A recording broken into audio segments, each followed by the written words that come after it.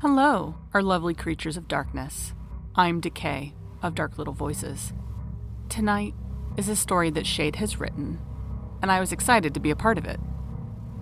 He was really exhausted from putting all of this together, so I'll be stepping in to introduce you to our very first sponsor. Noble Somatic Wellness, a massage therapeutic wonderland dedicated to using different techniques to relieve pain in different parts of the body, located in Indianapolis, Indiana. Erica Hoff has been a massage therapist for 5 years, and we are happy to have her as our first sponsor. The information to her business will be in the description below, as well as in the comments. Now, with that, sit back, let the bed bugs and other insects bite. It's time for a creepy tale. Medical science has come a long way. For example, they were able to determine why an 11-year-old girl in New Delhi was able to cry blood. I never kept up with the story any more than the media did after 2020. I think about that case a lot because of the fact that what happened on that day still doesn't have any explanation to this very day. But I truly wish it did. It would be less horrifying than what happened. As you can probably tell, I'm not a doctor. I just admire the advancement in the medical industry and hope to live long enough to see a few more major advances before I die.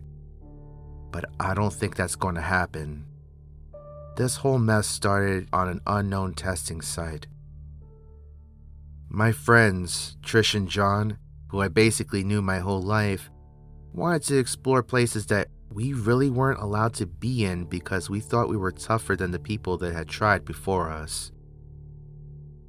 Area 32 isn't located on any site that we were able to find.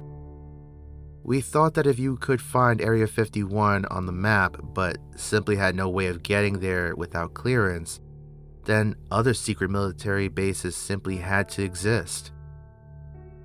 It just didn't seem logical to only have one well-known secret base with a number.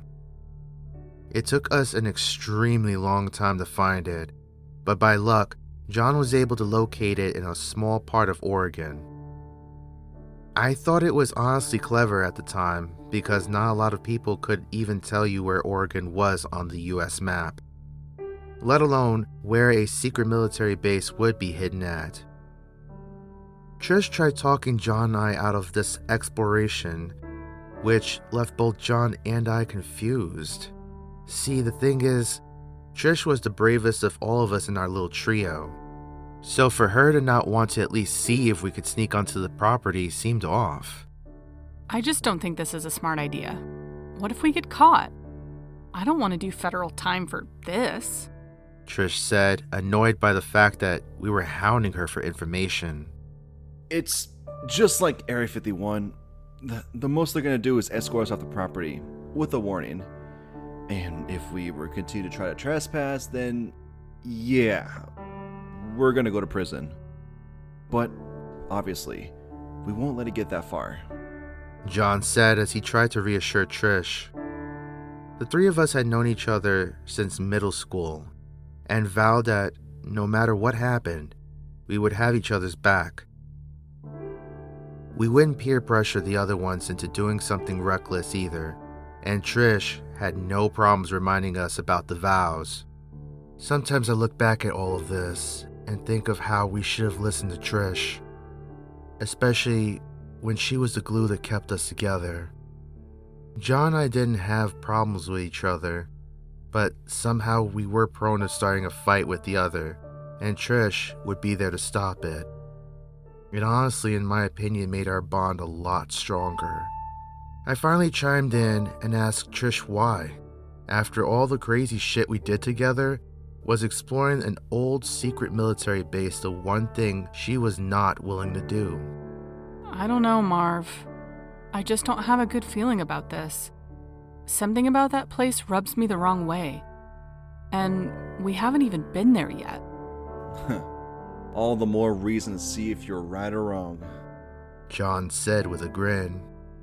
I never understood John and Trish. The two of them acted more like gambling buddies than just ordinary goofy friends. Maybe it's because I didn't care for gambling because of the fact that I won't be able to go to college because of the fact that Dad gambled it all away. But I didn't want to ruin their fun betting against each other. At times, it was actually hysterical. Like the time John bet Trish $5 that she wouldn't dress up like a guy and use the men's bathroom. She left with $5 and all the other guys laughing, including myself because of the fact that she did a terrible job at it.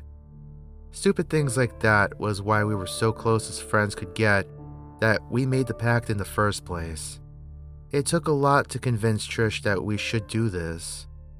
I felt bad because it went against the pact, but I didn't want to do this alone. I knew that as much as John wanted to do this too, he wasn't really going to go with it unless Trish went along with it. Some part of me read this as John having some sort of crush on her, but I wasn't going to say anything. I made plans to go about this new adventure on my own as I really didn't think Trish would budge. I was about to head for bed after spending a few hours working on the plans to go about it by myself since, as I predicted, John didn't want to go because, quote, If Trish really believes that this is a bad idea, maybe we just shouldn't go. When suddenly my phone buzzed. It was from Trish. It said in the group chat for us losers to pack our bags because we were going to leave this weekend. John replied back, Are you sure? It's not a big deal if you don't want to. Trish replied back with, Yes, I'm sure. Don't be a chicken shit. I replied back with, LOL, but I didn't really laugh. I normally would have, but I think even John was onto the fact that something wasn't right here. Once Trish made up her mind on something, it was damn near impossible to change her mind. I always liked that about her because to me, it meant that she wasn't flaky about anything and her determination was admirable. However, John and I did what Trish said to do in the group text, packed our bags, and left the following day to meet up with Trish. She was wearing her usual clothes for whenever we had planned on exploring creepy places. A black sleeveless shirt with a sports bra underneath, green cargo pants, and black combat boots. Honestly, she looked more like she was dressed for war than exploring a military base. Though, I guess it would be fitting. She also wore a leather jacket. Trish was waiting for us in her red Jeep. We greeted each other as John joked about how she looked like she was planning to blend in with the soldiers there rather than explore it. She socked John in the shoulder for it, as we all had a good laugh for this. It honestly helped me to relax. We had a couple of hours of a drive because of the fact that we lived a state away. Knowing Trish's driving skills, we would at least shed an hour or two off, even if we had to make a pit stop or two. Oregon was beautiful. It was completely different than what I thought it would look like. I thought it would look like one dusty state, but it had mountains, tall trees, and more color to it than I could ever imagine it to be. The whole way there seemed normal in comparison to when we finally reached Oregon. I kid you not, the very second John pointed out the Welcome to Oregon sign, Trish completely changed. She was quiet and focused on getting to the camping spot that I pointed out on the map. John and I brushed it off as she might have been more tired than she let on. So, naturally, we didn't question it. It was a pretty quiet ride the rest of the way. I tried to make light conversation with John, but it continuously died pretty quickly as Trish didn't chime in like she normally did. The radio kept the static tail end of every other word, so it was hard to make out what they were saying. I eventually gave up and slept. I figured it would be another 30 minutes or so until we reached the spot. However, when I woke up, it was so dark that I couldn't even see the hood of the Jeep. Naturally, I panicked as I found myself alone and saw that all the camping supplies were gone. I tried to make heads or tails of where I was. I tried to peer into the darkness to see if maybe they started a fire, or at least made camp without me. I've been known to be a heavy sleeper, but I thought this was a little rude. The only thing that I could hope for was that Trish didn't take her emergency flashlight with her and John. She normally left it in the glove box for emergencies like this. However, when I looked in it, the flashlight was gone too. Damn it! I said in an angered whisper as I tried not to make too much noise. Marvin, you coming or what, sleepyhead? Shouted John from a distance. I practically jumped into the roof of the Jeep when he did. Of course, this prompted the both of them to laugh at me. Sorry, man. We tried to wake you, but when you crash out, you truly do crash the fuck out. Trish said as she opened the door for me, still chuckling away. Trish and John were jerks to me like this since the very beginning of our friendship, but I truly didn't mind. It led to prank wars that in return seemed to strengthen our friendship. Not that any of us would dare say it out loud. I got out of the Jeep and they both led me to the campsite. You can share the tent with me for the night, and then we'll plan out how to reach Area 32. John said as he playfully punched my arm. How do we even know it's real? Seriously. You know that everything we've researched could have just been a hoax. Trish said, with her hands behind her head and her combat boots crunching any twigs and branches on the forest floor. John and Trish began to argue about the place again, as I couldn't help but to enjoy how beautiful this place was. We've seen some forests before since we loved camping, but this place had a beauty to it that I could barely describe. The trees were as tall as buildings. The earth gave off the fresh smell of summer morning mildew. And though it was very dark out, with what little light we had, I still got to enjoy the endless array of nature itself. It was like a slice of heaven for us, despite the fact that I always had to find some way for the two of them to stop arguing. So, where's the campsite? I finally chimed in. I think the two of them had argued for so long, they hadn't realized that they took a wrong turn to camp, because the next thing I saw was the fact that they were terrified and looked as pale as a ghost. Let me guess. You two forgot where we were supposed to camp again. It wasn't the first time that they had gotten lost, as they had forgotten how to reach camp. Even though it was them that would set it up, somehow it was left to me to find it. Usually I had some light to help guide me, but all I had was Trish's military standard lights. We headed back to the Jeep. I figured it would be easier to find our camp that way than if we just wandered around in the dark. Unfortunately, by the time we reached the Jeep, lightning crackled and a sudden downpour began. So, we figured we would just wait out the storm in Trish's Jeep. I didn't think the rain would have happened so quickly, John said as he tried to look up the weather report. Yeah. Wasn't it not supposed to rain until like tomorrow or something? Trish said as she got into the driver's seat and began to take off her combat boots. Damn it. I'm not getting any signal. John said as he kept moving around in the Jeep as if the signal would magically happen. John, just sit still. You know we won't get a signal in this part of the woods, especially when we're 30 feet from the base. For all we know, it could be our location or something from Area 32. Trish said as John gave up and looked defeated. We all knew Trish was right, but on a dark and stormy night like this, when all of our stuff was now at a site we couldn't reach, John and I really didn't want her to be right. Thankfully, Trish being, well, Trish, always had emergency blankets packed up in the Jeep. I passed the emergency blankets to them and had one for myself.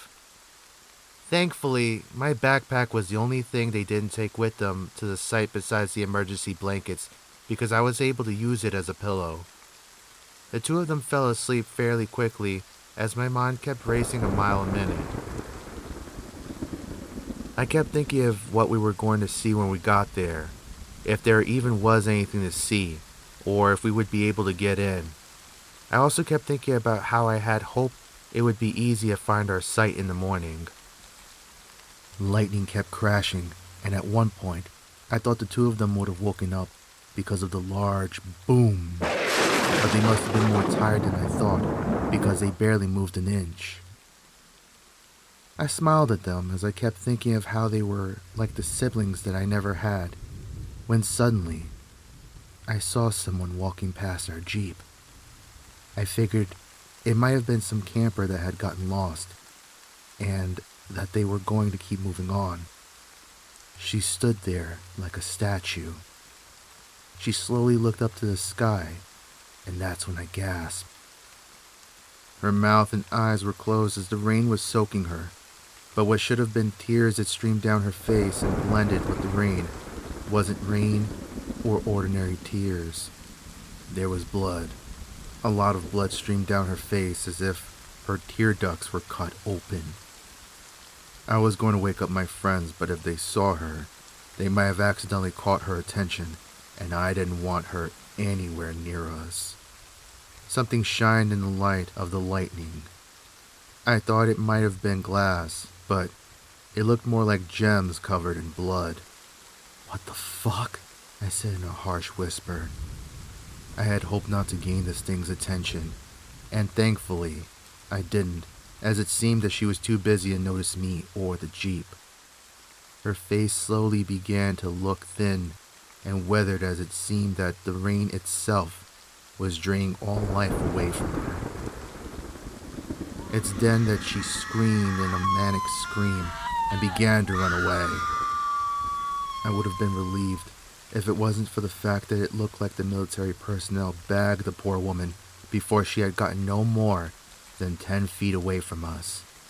Searchlights were being used to peek into the Jeep as I faked being asleep. Because of the damn storm, I couldn't hear anything that was said. Scared and unsure what to do about what I saw, I gradually went to sleep. It had been about almost 1 in the afternoon by the time I woke up. I immediately checked to see if my friends were still there, but they weren't. However, it looked like while I slept, Trish drove the Jeep to look for the camping spot, because when I got out of the Jeep to take a leak, they both were chatting away. "About damn time you woke up," Trish said, as she was making grilled cheese sandwiches with a skillet and sausages. Any longer and we would have had to travel without you, man. Did you not sleep well or something? John said, as he was about to stuff his mouth again. I wasn't sure if I should tell them what I saw. I didn't want them to think that I was crazy. So I just shrugged and ate with them. "So, we've decided to travel on foot to the only blind spot Area 32 has," said Trish. I was amazed by this. I didn't think any military facility would have a blind spot at all. She continued on to tell us about the tunnel that was supposed to function as a sewage drain, but for some reason, it was never completed. I started having second thoughts about this. I'm not sure why, but I was beginning to think that this was a bad idea, and that maybe Trish was right the whole time. I loved going on crazy adventures with these two, but something told me that this wasn't an adventure that we should have been on. It essentially would just be a suicide mission from hell. I had hoped that it was just nerves and whatever it was that I saw last night wasn't real. We ate and began to walk to our destination. Trish refused to let us go on our way until we dressed up in camouflage like she did. Naturally, we followed her lead. Not really knowing much about military life, we thought that Trish's plan was working incredibly well. We didn't say anything until we reached the supposed secret tunnel. Until we got about 5 feet in the dark and murky tunnel. Trish was as quiet as a mouse and we followed suit. "Guys, keep your eyes peeled and don't separate from each other. I don't have a good feeling about this," Trish said in a harsh whisper. I thought that John would have made some sort of snarky remark, but when he nodded his head and barely said a word, that's when the panic truly sat in the pit of my stomach. We kept going for what I guessed to be about half an hour, Trish gave us the signal to halt. "What's up?" I said as I tried to stay calm. John, are you sure this is it? This is where your source told us to go? Trish said, as quietly as she could muster. Yeah, they said it would lead to a steel door. John looked puzzled at what both Trish and him were staring at. There was a large steel door that looked like something that a bunk would use, but that's not what bothered us. What bothered us was that the door looked to be barely hanging on the hinges, as there were visible claw marks that looked as though someone was trying to escape. Perhaps a bear by how the big marks were? The rest of what we could see with Trish's military standard flashlight looked like World War III had occurred in here, and we missed it by maybe a couple of years or longer. Guys, maybe, and I hate saying this out loud, but maybe Trish was right. I thought my anonymous source was possibly sending us on a wild goose chase. But this looks too damn real to be the case, John said, as there was visible panic on his face. What are you talking about? Trish and I said at the same time. Look, she claimed to have been a prisoner here since like the 60s or some shit.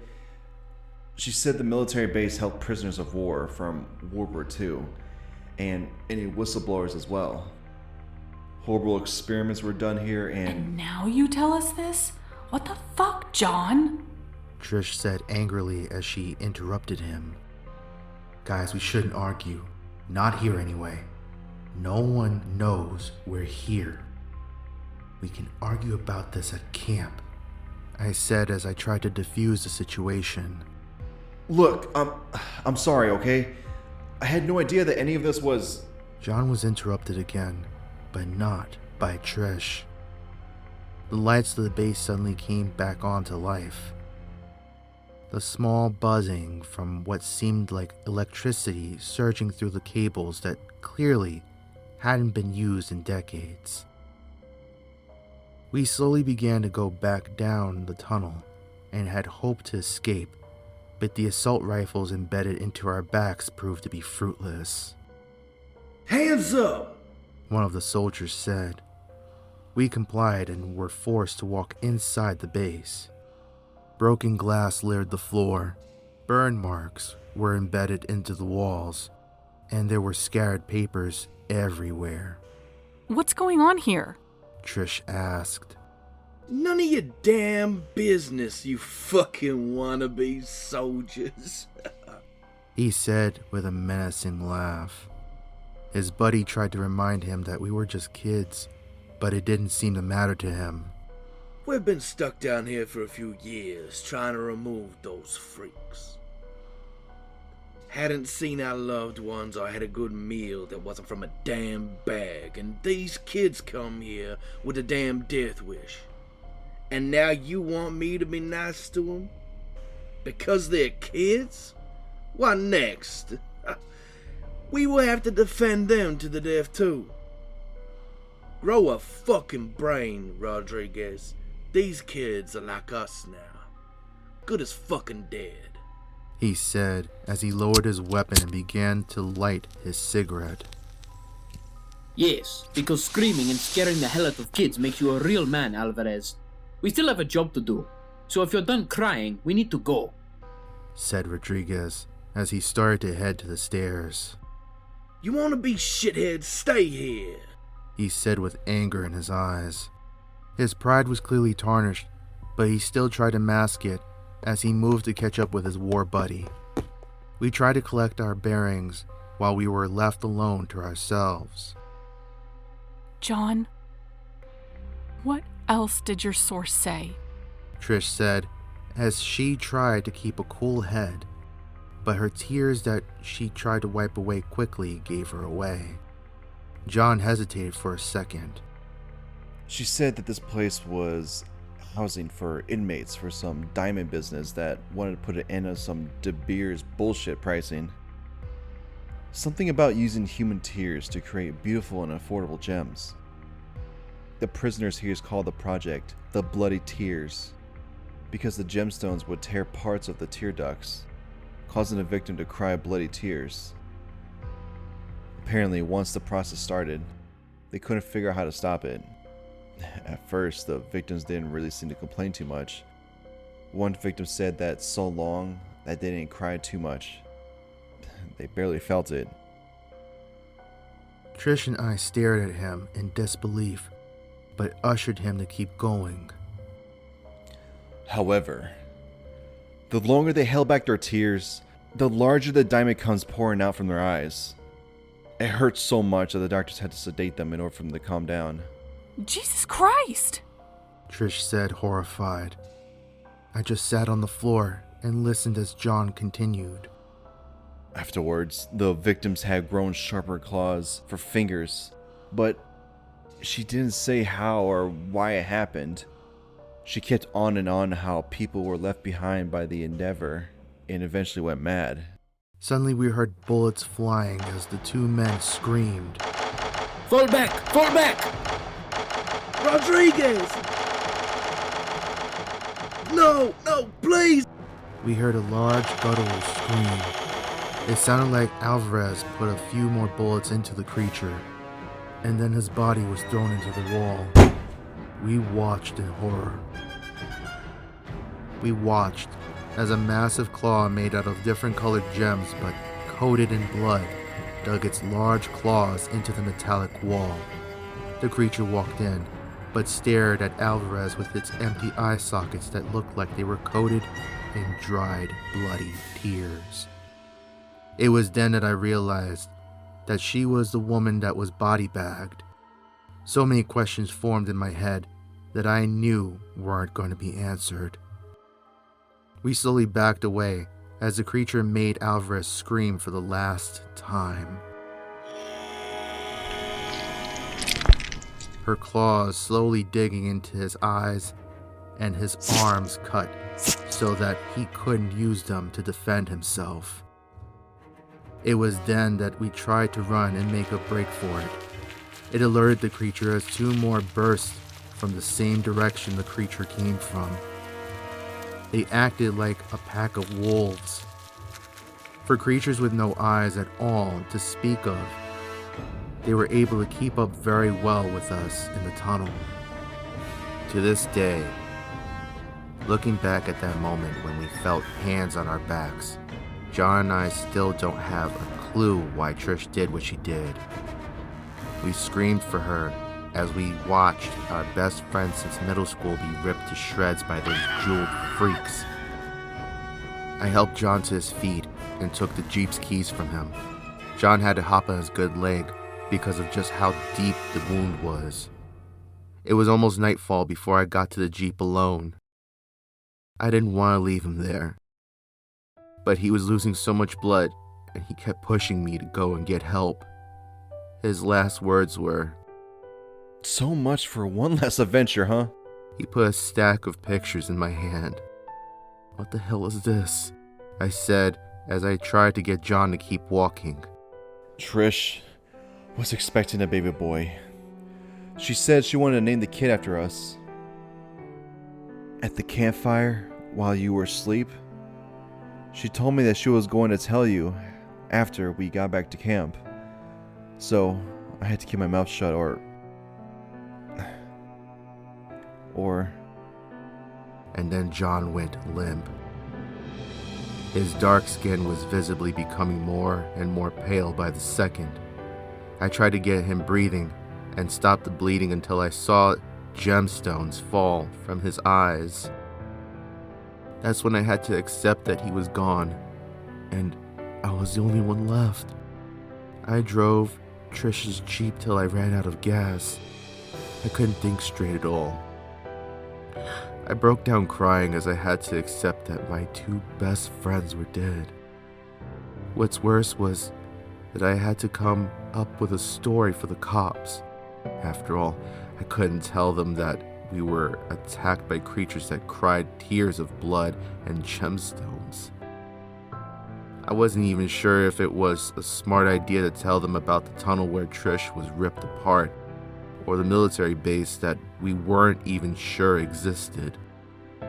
I was arrested a month later after they found me trying to survive off the last of Trish's supplies. I didn't resist the arrest and didn't know what awaited me. Only theories of being called a murderer and having to live 2 life sentences crossed my mind. That was, until the police cruiser seemed to be going the same way I had just come from a month ago. I began to panic, but told myself repeatedly that this wasn't like in the movies. It helped me somewhat relax, as I figured they were taking me to jail on a similar road. The officer tried to get me to talk about everything, but Trish taught John and I our rights, because she was always worried that the 3 of us would have gotten arrested together. It's something that made me smirk as I looked out the window, as I was prepared to accept my fate in court. A few tears fell as I tried not to mourn for my best friends again. The cop looked back with curiosity toward me. I wish he hadn't. That's when I saw what became of John. His dark skin became an ashy white. He was so thin that you could see his ribs easily. His long, bony fingers resembled large gemstones. What the hell is that? The cop shouted as his sirens blared and his lights were on.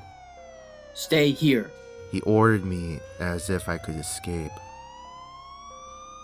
I almost felt sorry for what happened next. The cop tried his best to fight back, but of course, similarly to what happened to Alvarez, the cop was wounded till he couldn't fight back. Then, John slowly tried to pull the cop's eyes out, as if he was performing delicate surgery. All I could do was shut my eyes tightly as the cop screamed in agonizing pain that I couldn't and didn't want to imagine. I pictured John wiring the eyes to replace the ones that no longer functioned. He screamed in aggravation as it sounded like he failed to extract the eyes. The cop's body plopped on the ground as John went to town on the cop's vehicle with me still in it. I hid the best that I could, but I figured that I was fucked.